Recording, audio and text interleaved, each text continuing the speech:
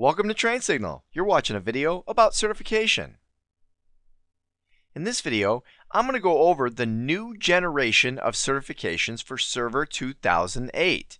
And yes, I said new generation, meaning we have a whole new set of letters. No more MCSA or MCSE. And speaking of MCSA and MCSE, I'm going to go over the upgrade paths on how to get from your old MCSA or MCSE to this new generation of certifications. Then I will show you exactly how to sign up for a Microsoft exam, and then we'll wrap things up by going over some handy exam preparation tips. Alright, so first of all, let's talk about the new generation of Server 2008 certifications. And yep, just like it says here, new alphabet soup for everyone. So it's a whole new set of letters out there. And so basically, for a network administrator, here are the new certification blocks. We first of all have MCTS, which is Microsoft Certified Technology Specialist, which you would obtain by taking any one of many different exams, but we'll go over that in just a few minutes. Moving up a notch from that, you would have MCITP, Microsoft Certified IT Professional, and then we have the Server Administrator flavor, and then we also have the MCITP Enterprise Administrator flavor. And again, just to emphasize, there is no MCSE or A for Windows Server 2008. They have completely done away with those certifications. What we have here is a whole new block of certifications, where here you can see at the bottom, we have that Technology Specialist. Then moving up, you'll see that we have the IT Professional, the ITP certification for network administrators. Now, if you are a programmer, then instead of the IT Professional, you would go for the Professional Developer. But I will tell you that this course has nothing to do with any exam that will help you towards the Professional Developer, and that's a whole different program. But if you are looking to do this from a programmer's point of view, that is the equivalent to the IT Professional. And then at the top level here, you'll see we have the Microsoft Certified Architect. Now, this Microsoft Certified Architect is kind of an unknown certification right now. There's not a whole lot out there on it. And, you know, Microsoft changes this stuff on what almost seems like a daily basis. So even by the time you're watching this, there may be more information out on the Architect series. As a matter of fact, even right now, I can tell you that there is another series that is being introduced, and that series is called the Master Series. And that Master Series is either going to go right here or possibly is going to be equal to the Architect. Again, there's a lot of uncertainty. It's just rolling out right now. But in the meantime, for right now, let's just worry about getting Technology Specialist and IT Professional. So let's talk about exactly what you need to take for each of these new credentials. Well, first of all, to be an MCTS, you just need to take any one exam from what's actually a pretty large selection of exams. One of the really cool things about the MCTS, the Microsoft Certified Technology Specialist, is that because each exam gives you a separate MCTS certification for that particular area of technology, well, rather than having a whole bunch of different logos to have to try to put on your resume or business card or letterhead or whatever it might be, you now have the ability to go ahead and build a nifty logo using Microsoft's Logo Builder. And as a matter of fact, I know it's kind of small on the screen, but right here, this happens to be a logo that I created for myself, which represents 3 of the Technology Specialist certifications that I currently have. Now, in order to become an MCITP Server Administrator from scratch, okay, I'll talk about upgrading in just a little bit, but from scratch, meaning you don't have any current Microsoft certification, you actually have to take 3 exams. And those 3 exams are, first of all, the 70-640, which will give you an MCTS in Active Directory, the 70-642, which will give you an MCTS in Network Infrastructure, and then the 70-646, which is going to go ahead and finally make you an MCITP server administrator. Now, if you want to get MCITP Enterprise Administrator, from scratch, it will take 5 exams. Now, these 5 exams are, first of all, you have to take either 70-620 or 624, which are both Vista certification exams. Yes, I know it might sound weird to be an enterprise administrator, you need to take a client exam, but yes, you do, because in order to really oversee an enterprise, you have to understand clients along with your servers. So after you take your Vista client exam, you again have to take 640 and 42, just like you did with the server administrator. You have to also take 70-643, which gives you an MCTS on application infrastructure. And then finally, you need to take the 70-647, which is the exam that makes you an IT professional enterprise administrator. Now, the MCTS, just to try to help you relate with what you might know about existing Microsoft certifications, many people consider the MCTS to be like the MCP. The MCITP Server Administrator, a lot of people relate that with the old MCSA, which if you think about it, Microsoft Certified Systems Administrator was the old title, and that really is like being a server administrator.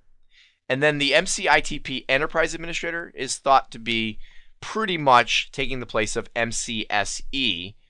Instead of the Microsoft Certified Systems Engineer, now you're an Enterprise Administrator, which is really what an engineer always was. Okay, now that we understand all the new alphabet soup, let's talk about upgrades. For an MCSA in Windows Server 2003 to move up to MCITP Server Administrator, you only need 2 exams, whereas from scratch you had to take 3. And the reason why is because you can take one exam, the 70-648, which will take the place of 2 of your MCTS certifications. And I know it's kind of small in the picture here, but the 2 certifications are the Active Directory and the Network Infrastructure certifications. So 648 takes the place of having to take 640 and 642 individually. But in order to be eligible to take the 648 exam, you must be an MCSA in Windows Server 2003. Once you've taken that upgrade exam, then that leaves you with only one more exam to take, and that is the same 70-646 that one would have to do if you were doing it from scratch to get your MCITP Server Administrator certification. So you pretty much get to save on one exam if you're already an MCSA in Server 2003. Now, if you're an MCSA in Windows Server 2003 and you want to upgrade to ITP Enterprise Administrator, well, again, if you were doing it from scratch, you would have to take 5 exams, whereas in this case, you only have to take 4. And the reason why is because, once again, 648, which you would be eligible for by being an MCSA in Windows Server 2003, takes the place of the 640 and 642 exams. So you get 2 for the price of 1.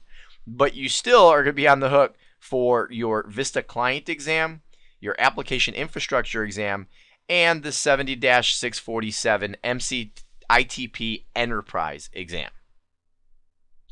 Okay, so in order to upgrade from MCSA Server 2003 to either of the MCITPs in Windows Server 2008, basically you get to save on one exam because you get to take that one upgrade exam, which is you get 2 MCTS certifications for. All right, now what if you're an MCSE in Windows Server 2003? Well, if you're an MCSE and you want to go to MCITP Server Administrator, again, you only have to take 2 exams. But in this case, instead of 70-648 being the upgrade exam, you could take 70-649. And here's the thing. You actually can take 70-648, which would give you 2 MCTS certifications, and then 646 to make yourself an ITP server administrator. But let's be real. If you're an MCSE and they're going to let you take the 70-649 exam, which takes the place of 640, 642, and 643, and will give you 3 MCTS certifications for the price of 1, I'd do it. So that's what I recommend. Although if your only interest is server administrator, you could just take the 70-648 just like the MCSA upgrade. Now, the reason that the 649 was really created is if you're looking to upgrade from MCSE 2003 to MCITP Enterprise Administrator. And that's because instead of having to take 5 exams, now it goes all the way down to only 3 exams. And again, it's because you get 3 for the price of 1 with this 649 exam, so you get to save on 2 exams. But you still have to take a Vista Client exam, and you still have to take the 70-647 Enterprise Administrator exam. I hope that wasn't too confusing for you. If it was, by all means, go back, rewind, watch the last few minutes, go to the appropriate portion that relates to your situation, and then if you still need additional help, you can always go to the Microsoft Learning website. And I'll give you the URL for that in just a little bit. Alright, so now we understand the alphabet soup, and now we know how to upgrade if we already have some of the old alphabet soup. But how do we actually sign up to take these exams? Well, we have one website to sign up for all the exams, and that is Prometric.com. And it's really not that tough. Now, here's the thing. The reason I say one website to sign up for all of them is because Prometric is now the exclusive provider for Microsoft exams. So there's no guessing about, well, should I go here? Should I go here? Is one thing better than another? Just one place to go. And when you go to Prometric.com, it really is quite simple. All you have to do is right here, you'll see for test takers, you go ahead and enter in that you want to be taking an IT certification exam, and it's going to be a Microsoft exam. And then down here, you go ahead and say what state you're in. And when you go to the next screen, it'll ask you other questions like what exam do you want to take, and it'll give you a list of centers that are in your state. It really shouldn't be that difficult for you to do. Now, one other thing I want you to know before you go and sign up for your exam. Microsoft periodically offers what's called their second shot promotion. And what it means, just what it sounds like. It means that if you go and take an exam and you fail it, they will let you go back and try again a second time for free. Now, I don't care how confident you may or may not be, I completely would never understand why somebody wouldn't take the time, it's only a few moments, to go to Microsoft's website and register for this second shot offer. I do it on every one of my exams. It doesn't matter if you go in and pass. If you go in and pass, it's not like they say, well, why did you register for the second shot? No. You just always have that available in your back pocket if you need it. And I will also tell you, if you're one of those people who are always really nervous about taking exams, and I'll tell you, over the years, I've met many people who totally knew what they were doing. They knew how to answer those questions, but they were failing exams just because they get nervous.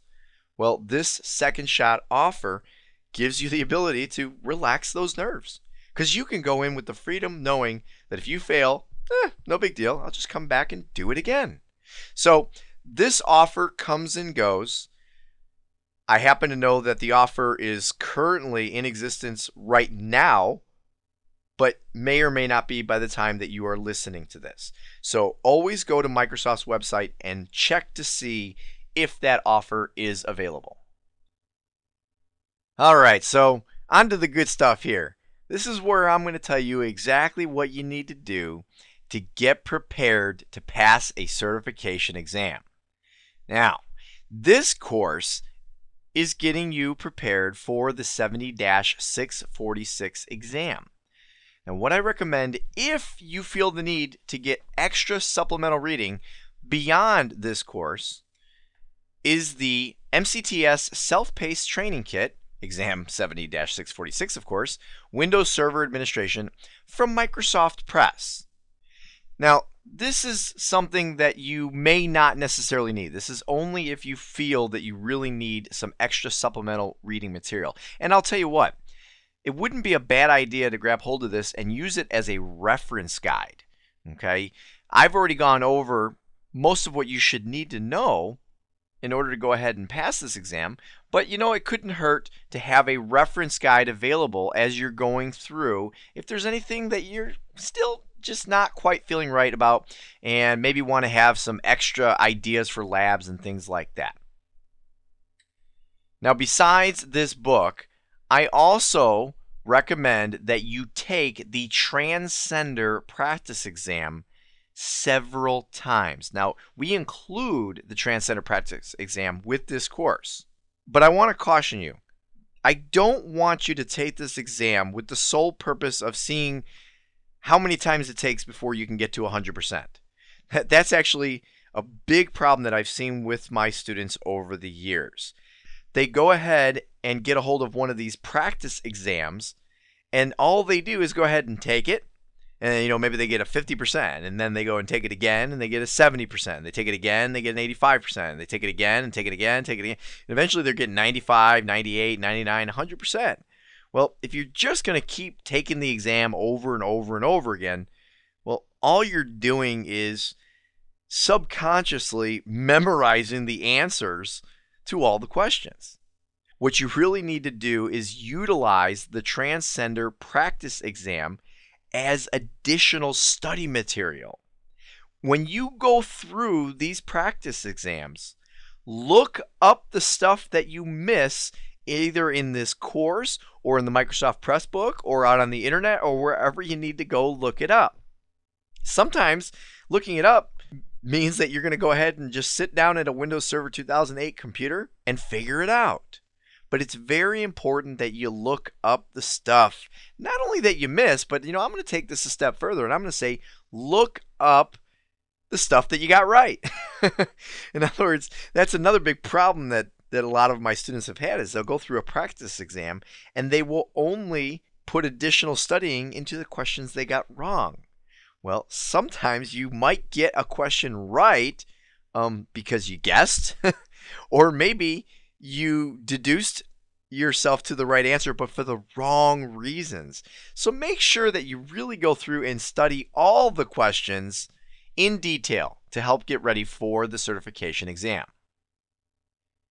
Now, I mentioned just a moment ago that when you're taking the Transcender Practice exams to go back to this course to look things up, well, I recommend that you go through this course at least twice.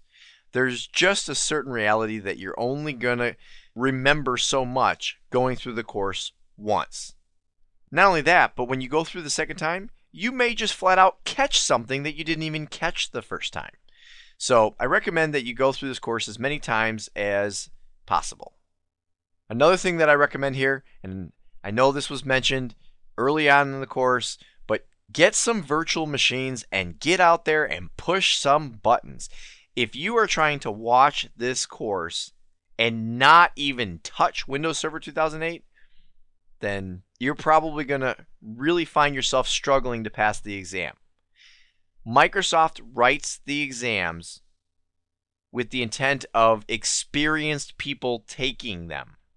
So make yourself one of these experienced people by installing Windows Server 2008 and playing around with it. And finally, you can go to the Microsoft Learning website and make sure that you know the specific objectives for this exam. And I've included the URL for this site right here, http://www.microsoft.com/learning. Now, those were all tips that would help you to get ready for a specific exam. But I'll tell you what, I want to give you some tips that you can use for pretty much any exam that you're going to take. So, here, on the day of the test itself, don't stay up all night studying. Get a good night's sleep. Now, I know that's not technically on the day of the test, so I suppose that would be the night before the test, but I really can't emphasize this enough. A lot of people think that the only way they're going to pass the test is to stay up all night cramming for the test. It is a proven fact that the human brain functions better when it's well rested. So do all your cramming 2 nights before, and then the night before the exam, give your brain some rest. Now, when you go to the test center itself, leave your cell phone and pagers and PDAs and books and anything and everything else you can imagine in your car. And the reason why is because when you go in the test center, there are rules about what you can and cannot bring into the test room. And I will tell you, the answer is you can essentially bring nothing into the test room.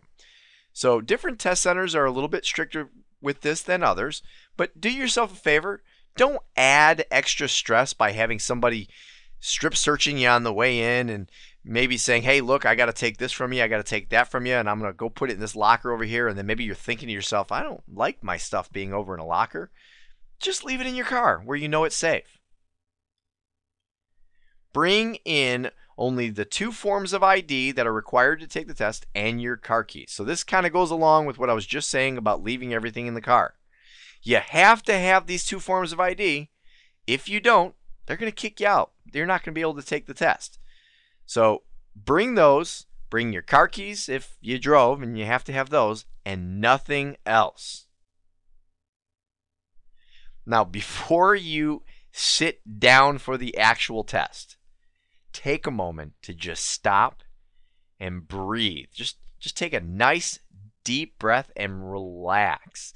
It's just a test. If you don't pass the test, you know what that means? It means you have to take it again. It's not the end of the world. So relax. I have seen people do all sorts of things before going in and taking a test. I have seen people have flat out panic attacks. I've seen people pass out. I have seen all kinds of crazy things. Don't put yourself through this. Just stop, take a breath, and relax. During the test, we can kind of put these 2 points together. During the test, don't forget to breathe. It's kind of that same concept. I've actually watched people pass out while taking the test, and they passed out for no other reason than they forgot to breathe. They were so stressed out about the test, they just stopped breathing. They essentially held their breath until they passed out. So again, before the test, stop, breathe, and relax. During the test, continue to breathe, continue to relax. Now, another tip that I'm going to give you while taking a test is to go ahead and mark questions for review the first time through if you have to think too long about any one of them. What I mean by that is, rather than trying to take every single question one at a time, finding one that you're just totally stumped on and wasting 20-30 minutes on that one, you know what? Mark it. These exams allow you to mark questions to come back to. Mark that question, don't give it another thought, click next, go to the next question, and just continue on with the exam until you're done. And then at the very end, you can come back and answer those questions later. And the reason why I recommend this is because these exams are timed. And if you devote too much time to the really, really difficult questions, you might find yourself running out of time at the end. And, here's a for instance for you. Let's say you look up at the clock and you see that there's 1 minute left to your exam time. And you've got 5 questions left. What are you going to do? Well, you're just going to go ahead and click through all 5 questions as fast as you can, just randomly picking answers. Why are you going to do that? Well, because you don't get penalized for guessing, meaning a blank question, one that you did not answer, is wrong. And a question that you actually answered wrong, well, it's also wrong. So it's equal. But if you randomly guess and it's right, well, then you get it right. That's better. You don't want, for those, let's say, 5 questions that are left, to maybe be the easiest 5 questions, but you never even read them. You just started randomly clicking buttons because you knew you were out of time. Make those really difficult questions the ones that you don't know the answers to, the ones that you are randomly guessing answers. Now, the biggest tip that I can give you, and you notice I even wrote the words bigger here, know the material. That is the bottom line that a lot of people just don't get. There is no better way to be prepared for an exam than to just flat out learn the material. Go to Microsoft's learning site, look at the objectives, sit down with a Windows Server 2008 computer, as well as this course, Transcender, Microsoft Press, whatever you need, and know the material. Go through and make sure you know exactly how to do everything that Microsoft says they're going to test you on. If you do that, guess what? You're going to pass the test, and everything else doesn't matter. So actually take the time to learn something. Don't try to memorize things and then go pass the test, because really that's not going to do you any good. All right.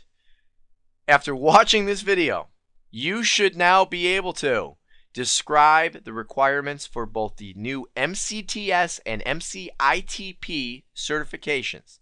You need to understand there is new alphabet soup, and this is what we're going to have going forward. You should also be able to describe the upgrade paths for MCSAs and MCSEs to the new MCITP certifications. And finally, you should know how to sign up for an exam on Prometric's website and be ready to go out and take the test.